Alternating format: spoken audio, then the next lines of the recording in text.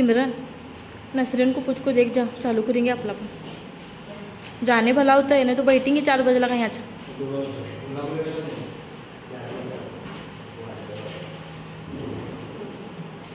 तर मुलांनो आता मला सांगा, आता सध्या जगासमोर कुठल्या समस्या भेडसावत आहेत, म्हणजे कुठल्या समस्या आपल्याला दिसत आहेत?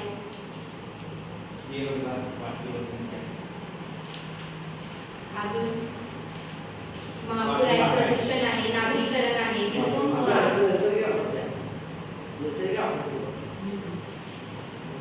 आज आपण नागरीकरण या पाठामध्ये नागरीकरणाचे परिणाम पाहणार आहोत। नागरीकरण या पाठामध्ये नागरीकरणाचे परिणाम पाहणार आहोत। तर मी तुम्हाला सर्वप्रथम एक चार्ट दाखवते, तुम्हाला सांगायचं आहे।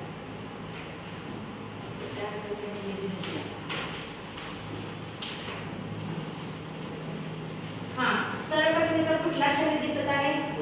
मुंबई। मुंबईत जाण्याचे फायदे काय?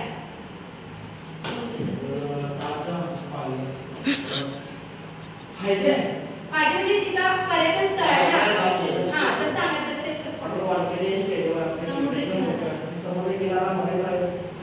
आता 2 गट आहेत समजा, तुम्ही फायदे सांगायचे, तुम्ही समस्या सांगा।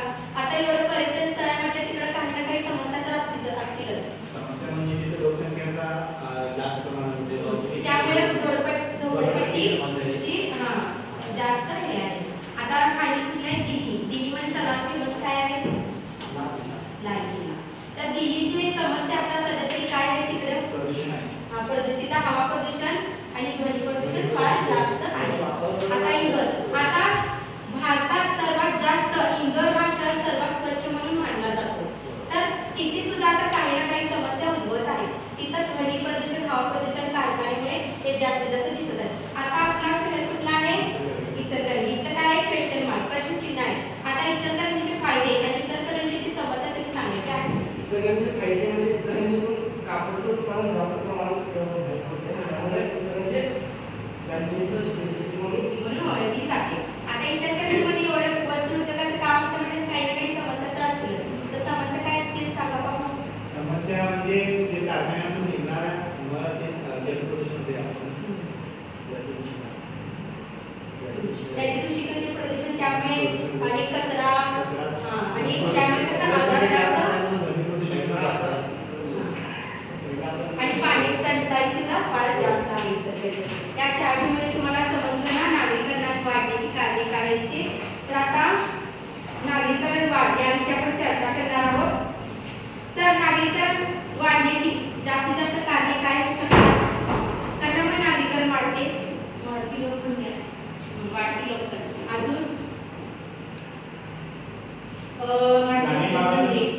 ग्रामीण भागातून शहरी भागाकडे लोकांचा ओढ जास्त अजून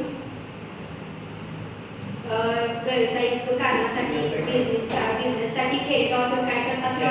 शहरीकरणाकडे जास्त त्याचा ओढ त्याची लागलेली आहे। तर तुम्ही नागरीकरणाचे फायदे जिथे सांगायचे, नागरीकरणाची समस्या काय असतील, फायदे आणि नागरीकरणाची समस्या सांगायची आहे। नागरीकरणाचे फायदे काय होत असतील? फायदे म्हणजे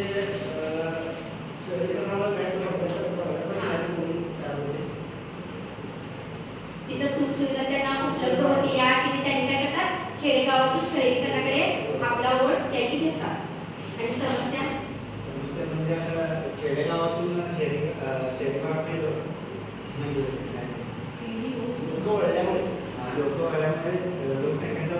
लोकसंख्या वाढत आहे, जागा पुरी पडते, झोपडपट्टी वाढत आहे, ध्वनी प्रदूषण, वाहतुकीची कोंडी जास्त फार होत आहे। आता या संदर्भात